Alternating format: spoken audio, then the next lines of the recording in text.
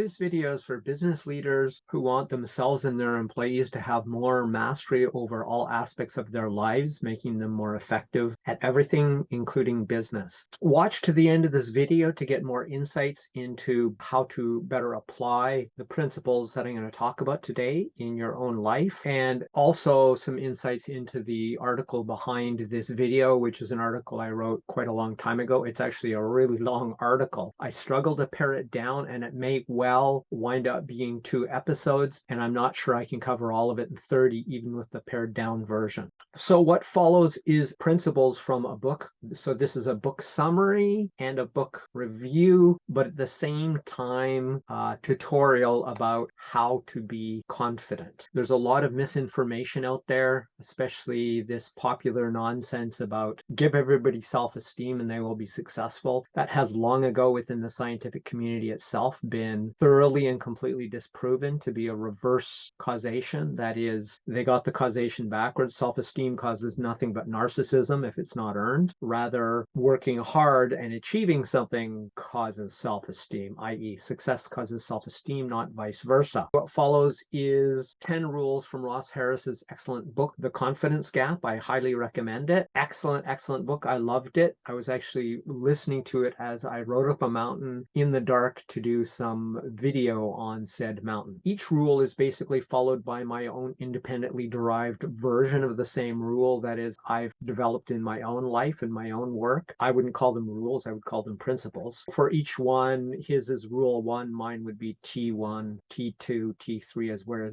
his are rule 1, rule 2, rule 3. And in the cases where I had no equivalent rule, I just left them out. But I thought it was really interesting because when I read this book, how much overlap there was between this author's work and my own personal principles that I developed for my own purposes. In essence, all of my work is centered around my own success and self-development journey, and now I've just translated it into something, a format that can help other people, and in particular business leaders, make their businesses better. Okay, so let's get into this. Rule number 1 is the actions of confidence precede the feeling of confidence, not the other way around. So that's a paraphrased statement from Ross Harris's book. Actions, that is, the actions confident people take, happen, and then those actions, when they lead to success inevitably, at least some of the time, cause people to feel confident. Go figure. To me, it was so painfully obvious. I don't know how this was ever came to be the mess that it was, and how those psychologists way back then didn't get it. Here's the same rule as above stated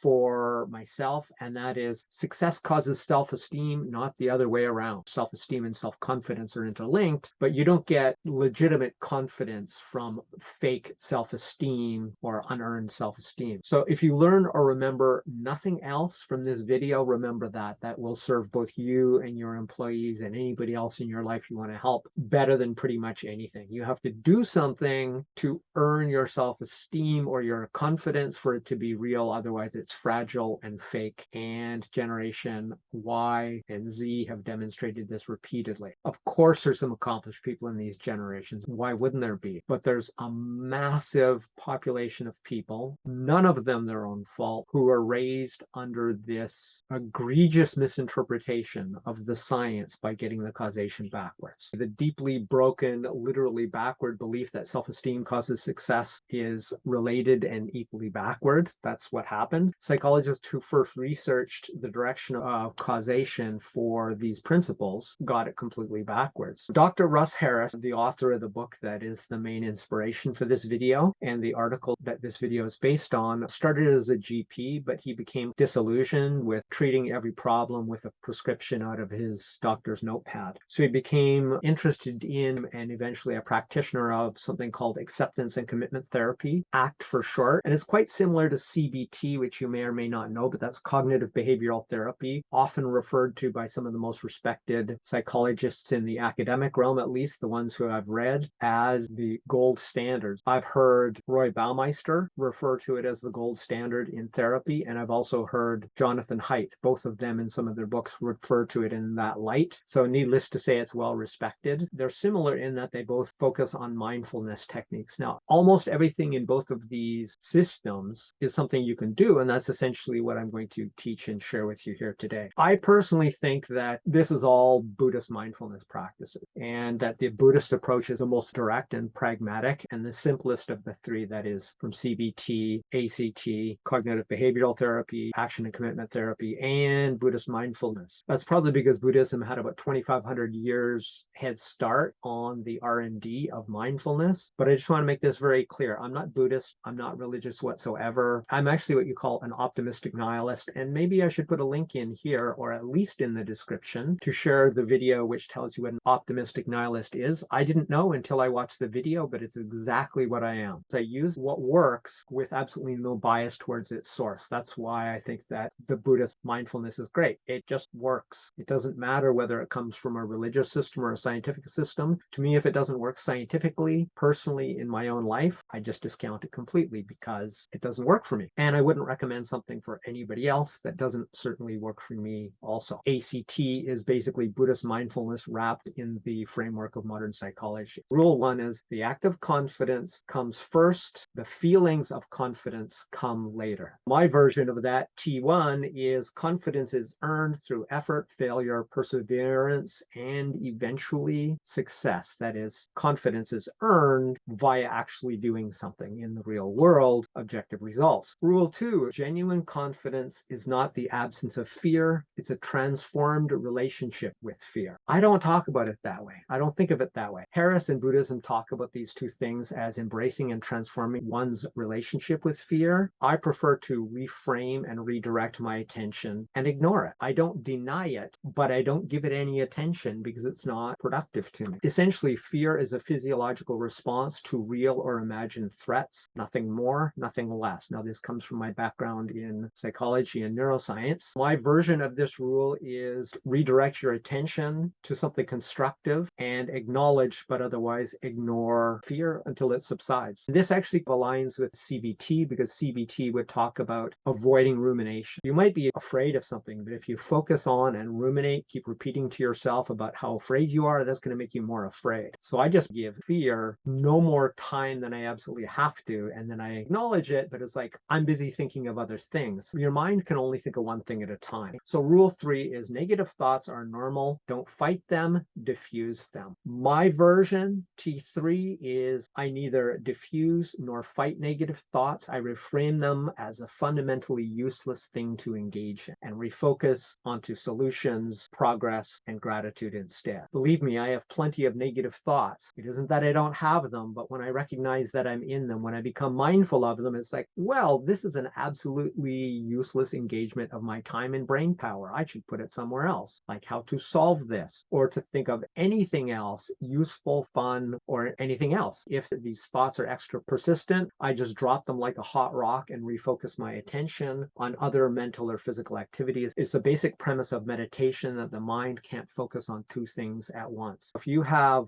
fear or negative thoughts, if you think, I'm not thinking about a white bear, I'm not thinking about a white bear, over and over in your head, you will not be thinking about your negative thoughts because you're busy not thinking about a white bear, which of course is going to make you think about a white bear. You can't do both at once, just the way your brain really works. Rule number 4 is self-acceptance trumps self-esteem, and I completely agree with this. I have no equivalent. Their finding was Baumeister's and other researchers looked at about 200 pieces of research. They went through a few thousand. They got rid of everything that was really bad science, and they got it down to 200 that were really well-designed experiments. And then they took those and they did a meta-analysis on all of them. And here's what they found about the correlation between self-esteem and success. There was no correlation between self-esteem and success. In this video, I'm using confidence and self-esteem fairly interchangeably because they're that tightly interrelated, or at least they are in my mind. So rule number 5 is hold your values lightly, but pursue them vigorously. This is their version of follow your bliss. I don't really consider creativity and helping others a value as Harris does, not a moral value as I think of them. I like the idea of holding them lightly though, and I think of this as mindset. That is, if somebody watches this video and they can teach me something I had no idea of and it's validated, that is, don't tell me about some religious thing that's unprovable because that's meaningless to me. I couldn't care less. Show me something that's provable and I would love to hear about it, and I will do a video to reverse everything I've said if I see something. That's the idea of holding a value lightly, a belief lightly, because if it's disproven, then you would be a fool to hang on to it.